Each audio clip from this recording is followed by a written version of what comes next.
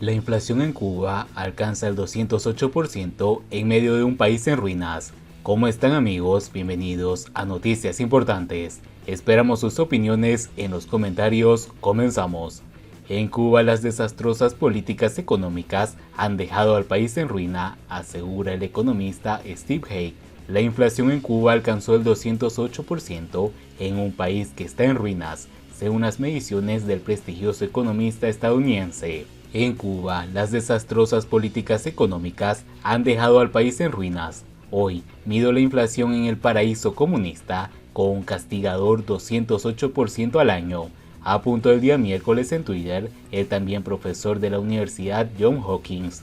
El apunte de Hague trasciende luego de que la última semana dijera que la isla ocupaba el segundo puesto en la lista de países con mayor inflación del mundo. Bajo el régimen comunista, el colapso económico no tiene límites en Cuba. Cuba ocupa el segundo lugar en el resumen de la inflación de esta semana.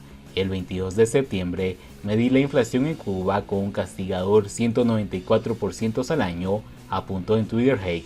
Según los análisis del experto, desde enero de 2022, el peso cubano ha perdido el 59,09% del valor frente al dólar estadounidense, lo que sitúa al país en el segundo puesto de la lista de divisas esta semana. El régimen comunista ha destruido el valor del peso cubano, aseguró.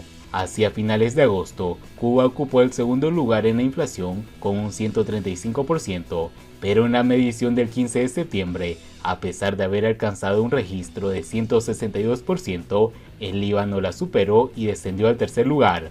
El 28 de septiembre último, el país regresó a la segunda posición y solo está precedida por Zimbabue, que no ha dejado de presidir la lista con más de 400% de inflación. En el registro, Venezuela se ubica como la quinta mayor inflación con 115%. Para acabar con esa situación y dar estabilidad a su economía, explicó el especialista, Venezuela debe desmantelar el Banco Central e instalar una junta monetaria.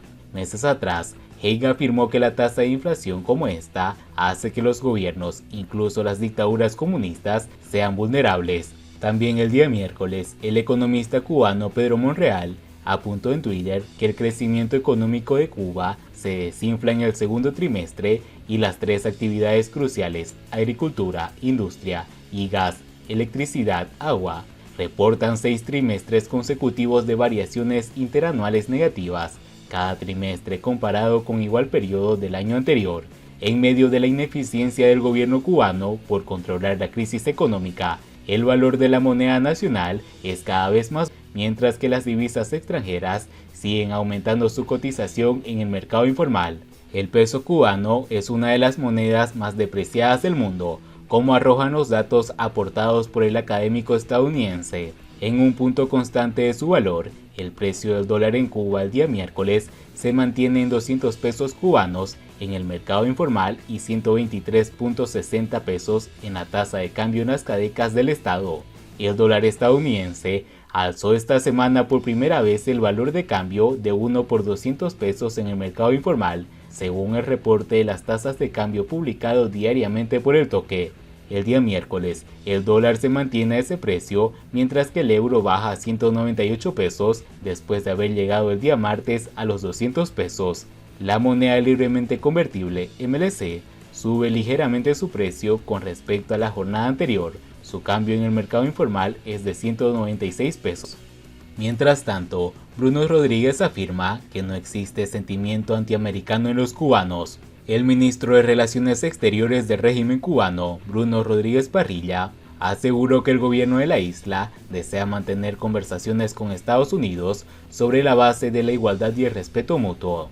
En una entrevista ofrecida al portal Breakthrough News, el canciller señaló que el diálogo es posible debido a la hermandad que existe entre los pueblos de ambos países. No existen sentimientos antiamericanos en los cubanos. El pueblo de Cuba mantiene una actitud amistosa hacia los estadounidenses, pues tienen conciencia de la diferencia entre ciertas políticas del gobierno de Estados Unidos y la esencia del alma del pueblo norteamericano, expresó Rodríguez Parrilla. Las declaraciones del funcionario cubano giraron en torno al embargo económico y comercial impuesto por Estados Unidos al régimen cubano y se mantienen vigentes desde 1962. En ese sentido, el canciller castrista recordó que esa política será rechazada nuevamente en la votación que se realizará el próximo mes de noviembre en la Asamblea General de las Naciones Unidas en Nueva York. Ahí, el régimen de la isla presentará por 30ª ocasión el documento Necesidad de poner fin al bloqueo económico, comercial y financiero impuesto por Estados Unidos contra Cuba. Habrá otra votación abrumadora a favor del derecho internacional humanitario, a favor de la causa por nuestros derechos humanos, la libertad de viajar, las normas universalmente aceptadas del comercio internacional y la libre navegación, declaró el canciller de la dictadura.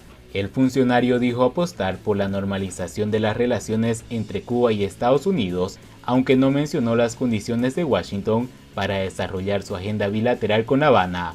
Estoy seguro que la voluntad del pueblo estadounidense, el pueblo cubano, nuestras especiales relaciones culturales y emocionales podrían liderar el proceso para mejorar las relaciones bilaterales, apuntó el canciller cubano.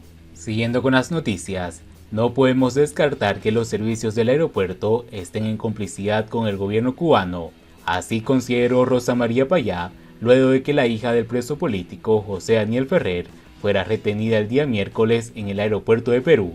Luego de que el día miércoles Marta Beatriz Ferrer, hija mayor del preso político cubano José Daniel Ferrer, fuera detenida en el aeropuerto internacional Jorge Chávez de Lima, la activista Rosa María Payá denunció que no es la primera vez que los cubanos padecen situaciones como esta en dicho aeropuerto. En conversaciones con el diario independiente Cubanet, la líder de la plataforma ciudadana Cuba Decide consideró que el gobierno de Perú debería tener en cuenta a los cubanos que venimos a participar en este tipo de eventos, refiriéndose a la Asamblea General de los Estados Americanos, OEA, que comenzó el 5 de octubre y a las que asisten tanto ella como Marta Beatriz Ferrer.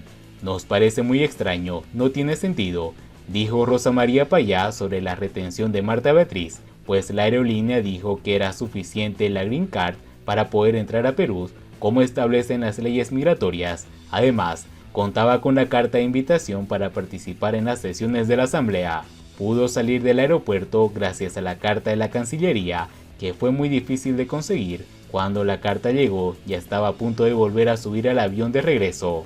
Dada la historia del régimen, no podemos descartar que los servicios del aeropuerto estén en complicidad con el gobierno cubano, consideró la opositora, afirmación que hizo por experiencia propia. Y bien amigos, así vamos terminando las noticias importantes del día de hoy. Por favor, nos ayudaría mucho compartiendo las noticias y así poder informar a muchas más personas de la verdadera realidad en Cuba. Patria y vida mis hermanos, nos vemos en el siguiente informe.